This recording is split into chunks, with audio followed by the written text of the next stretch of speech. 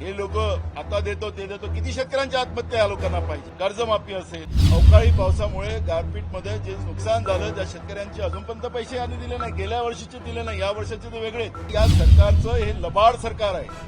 लबाडाचं जेवण केल्याशिवाय जेवण झालं हे मान्य करता येत नाही आणि म्हणून हे लबाड लोक किती शेतकऱ्यांना फसवतील. आता शेतकरी जागे झालेले आहेत.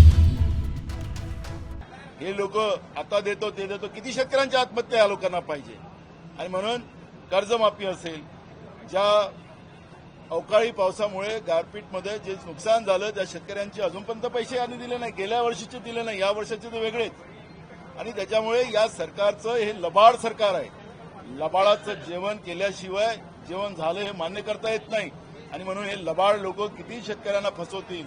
आता शेतकरी जागे झालेले आहेत. त्यामुळे या सरकारच्या बद्दलची तीव्र चीड या महाराष्ट्रामध्ये जनतेमध्ये आहे आणि त्याच्यामुळे या सरकारच्याकडून फार काही अपेक्षा आता शेतकऱ्यांनी कराव्यात असं मला वाटत नाही.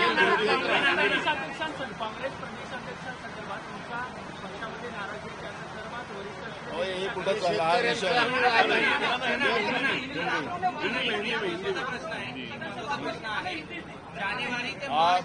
आपको पता होगा कि महाराष्ट्र में जो सरकार है वो सरकार किसान विरोधी है। छत्रपति शिवाजी महाराज को हम लोग प्रणाम करके हाउस में जाते हैं, असेंबली में जाते हैं, लेकिन छत्रपति शिवाजी महाराज के विचार का पालन ये लोग नहीं करते। छत्रपति शिवाजी महाराज कहते थे कि मेरे किसान के अगर सब्जी को भी अगर उंगली लगी तो मैं हाथ कलम कर दूंगा। वो इतना आदर छत्रपति शिवाजी महाराज का किसानों के बारे में था। लेकिन ये सरकार महाराष्ट्र में रोज किसानों की आत्महत्या हो रही है। 3 महीने में हजारों शेतकरियों ने आत्महत्या की, सरकार को चिंता ही नहीं।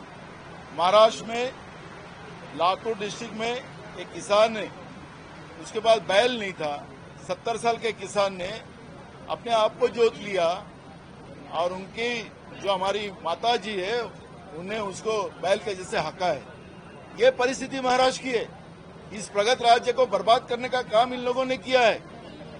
किसानों का कर्जा माफी करने के लिए सरकार के पास पैसे नहीं है, लेकिन मेगा इंजीनियरिंग जैसे जो इनके बाप के जो कोई दानदाता है उनके लिए इनके पास पैसे है, हजारों करोड़ रुपए। हम आरोप नहीं कर रहे, माननीय सुप्रीम कोर्ट ने उसके ऊपर सिक्का मोर्तब किया है और इस तरह की परिस्थिति आज पूरे महाराष्ट्र में है। हम जब किसान की बात आज हाउस में रखी तो आज भी सरकार ने उससे दुम लगाकर भागने की कोशिश की और माननीय अध्यक्ष जो है वो सरकार को ये सब पाप करने के लिए उनको साथ दे रहे हैं और इसलिए हमने आज हाउस में से बहिर्गमन किया।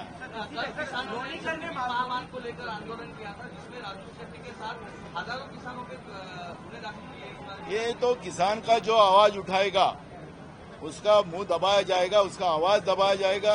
आपने देखा कल भी मैंने जब किसान की बात रखी तो मुझे सस्पेंड कर दिया गया। तो इसलिए ये राज्य की जो सरकार है किसान विरोधी है और किसान की बात जो करेगा उसके ऊपर हम लाठी बरसाएंगे, उसके ऊपर कानून कार्रवाई करेंगे। इस तरह का पाप कर रहे हैं। विरोधी पक्षातल्या आमदारांना आता हिंदी झाला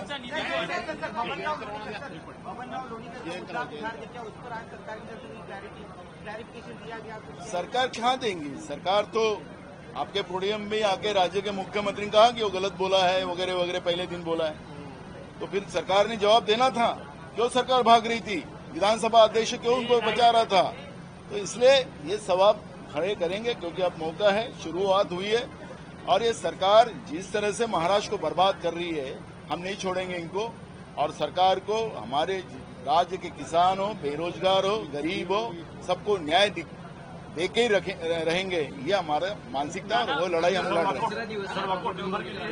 नहीं, हमने ये विषय को लेके अभी वॉकआउट किया है। सरकार भाग रही है और सरकार को सबक देने के लिए जो भी हमारे पास आयुध है वो करने की कोशिश हम कर रहे हैं। विरोधी पक्षातल्या नेत्यांना आता डीपीटीसीचा निधीच मिळणार नाही असं काहीसं महायुतीचं सूत्र आहे, कारण की पालकमंत्र्यांना 30% निधी आणि सत्ताधारी पक्षातल्या आमदारांना 70% निधीचं वाटप केलं जाणार आहे। जी पद्धत आघाडीच्या काळात होती की समसमान निधीचं वाटप होत होतं, आता मात्र त्यांच्या समन्वय समितीमधनं एक नवीन सूत्र निघालेलं आहे 30 आणि 70%। बघा, महाराष्ट्राला बर्बाद करणाऱ्या लोकांकडून काय अपेक्षा कराव्यात आम्ही? जेव्हा ह्या व्यवस्था येतील त्यावेळेस आम्ही त्याच्यावरची चर्चा करू. आता आपण सांगताय की आम्ही डोक्यात ठेवू, पण ज्यावेळेस आम्हाला हे सगळे विषय पुढे येतील त्या वेळेस या सरकारला फाडून आम्ही खाऊ. कारण की आमच्या भागात राहणारी जनता आणि त्याला मिळणाऱ्या योजना त्याच्यापासून यांना दूर करण्याचं काम या सरकारने केलं. तर या सरकारला माफी देण्याचं कुठलंही कारण ठरू शकत नाही.